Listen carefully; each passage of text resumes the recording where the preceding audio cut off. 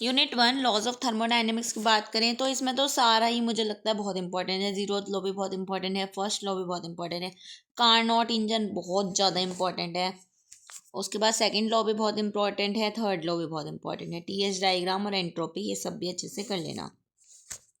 Unit 2 thermodynamic relation की बात करते हैं तो इसमें मैक्सवेल एक तो बहुत इंपॉर्टेंट है, क्लोजियस क्लैपेरॉन बहुत इंपॉर्टेंट है, इनको अच्छे से कर लेना, बाकी भी सारे इंपॉर्टेंट है।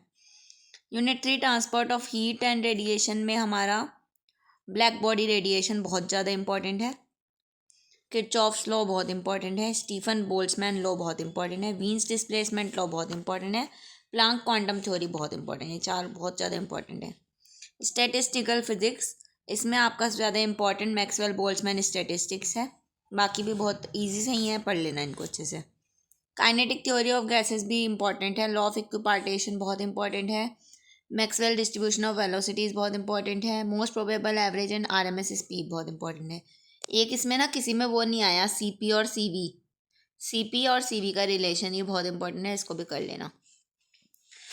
अगर चैनल को सब्सक्राइब नहीं किया है तो सब्सक्राइब कर दो, अपने दोस्तों के साथ शेयर कर देना, ये क्वेश्चंस आपके एग्जाम में डेफिनेटली हेल्प करेंगे। बाकी केमिस्ट्री स्किल की वीडियो भी जल्दी ही अपलोड होगी।